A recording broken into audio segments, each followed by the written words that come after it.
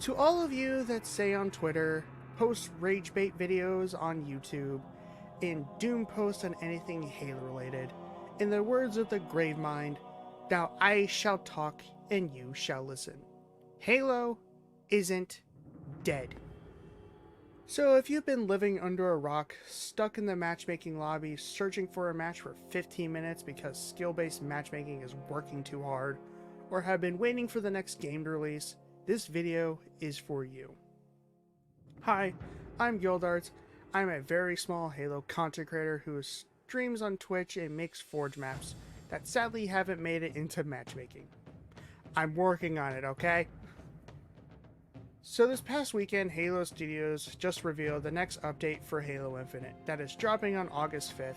It may have already updated when you're watching this, so here's everything that's in it. So it's the biggest update Halo Infinite has gotten it since launch of the game. The main selling point isn't actually a throwback playlist of Halo 2 or Halo 3. So we are getting 2 Sandbox items added to the game. One weapon and one vehicle. The weapon being the Vestige Carbine. So lore-wise, it's a weapon made by the Swords of Helios, so it is not a banished weapon. But in terms of gameplay, it uses the base animations off the shock rifle because the team behind Halo Infinite is very small, so they heavily altered the model, and the art team used the cut gravity rifle from Combat Evolved for its design. The current Halo art team is awesome. They know what they're doing, and the armor, the weapons they make now are just amazing. The Carbine is going to be the same weapon category as the BR and Commando, making it the 3rd tactical rifle in the game. The next one speaks for itself, the return of the Falcon. It's not the same Falcon you know from Halo Reach. It now seats 5 players, 1 pilot, 2 gunners, a heavy machine gun on the right side, and a grenade launcher on the left. The Falcon now has 2 passenger seats to let players shoot out and carry objectives. Both Sandbox items will have a respective playlist to feature them. The Carbine will be a starting weapon in the Banished Slayer playlist, and the Falcon will be in the famous Falcon's multi-team playlist, to where 4 teams of 3 players try to capture a neutral flag. The Falcon will also be added to B2B maps Thunderhead, Fortitude, Oasis, High Power, and Refuge. We are getting some slight Sandbox changes, mainly their updates to the current Sandbox. The Hydra, both of them are getting a buff. The Ravager Rebound is getting a slight nerf, and the audio for the Mutilator is getting worked so that it sounds more terrifying. Also, 10 more weapons are being added to the weapon bench. The new Vestige Carbine, Mangler, Stalker Rifle, Pulse Carbine, Cinder Shot, Gravity Hammer, Sentinel Beam, Disruptor, Plasma Pistol, and the Ravager.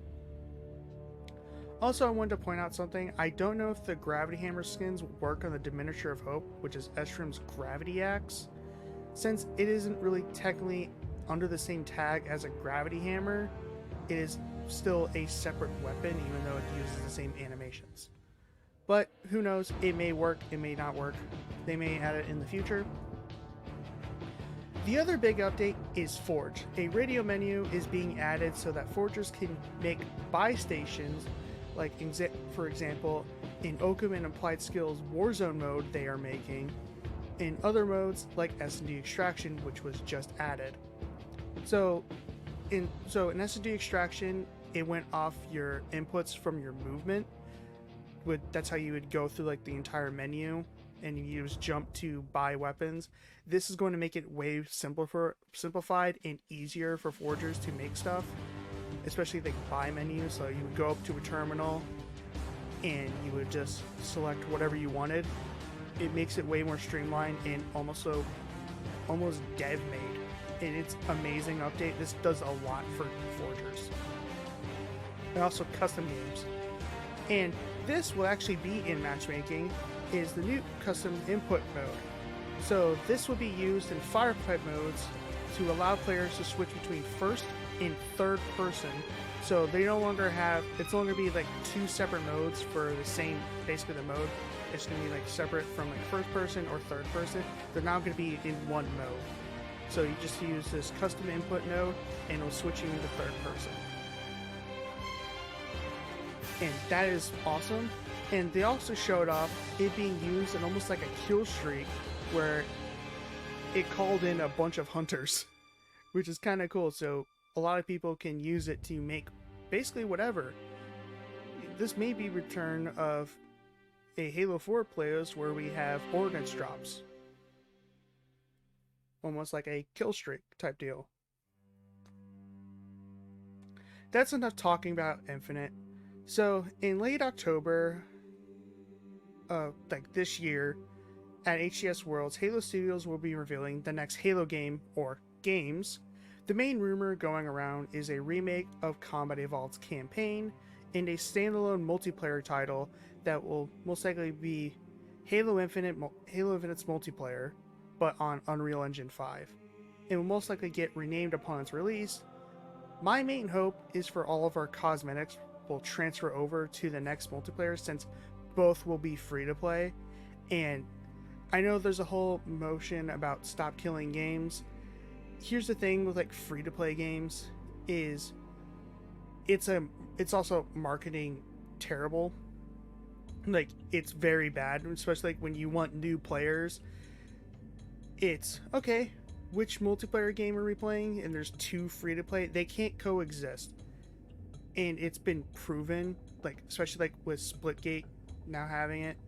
It's where they're shutting down the first game since both are free to play and servers do cost money. And in terms of Splitgate, they are trying to work on a peer-to-peer system, but they can't really coexist. This happened with Call of Duty Warzone when Call of Duty Warzone 2.0 released, is that 9 months after it, they shut down the first title so that all those players will go into the next title. It is bad, but it kind of happens when you're trying to make two multiplayer games. And the problem with like Halo titles is that players usually stick to the older one and just like they split off. Like some stay with the old one, some go back, some move on to the new one.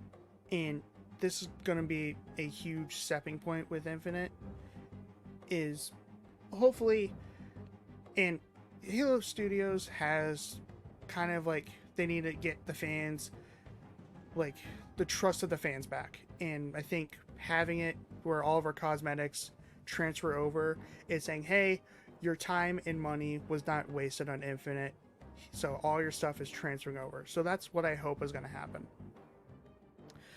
So that being everything I have to say, please leave a like on the video, share it to your friends or your dog or your cat or whatever lives in your walls. Share it. Please consider subscribing to the channel. We are so close to 100 subscribers on YouTube. And follow me on Twitch. We are so close to hitting 200 followers. Link in description. Hopefully I see you in the chat when I stream or my next video. And I will see you in the next one. Bye.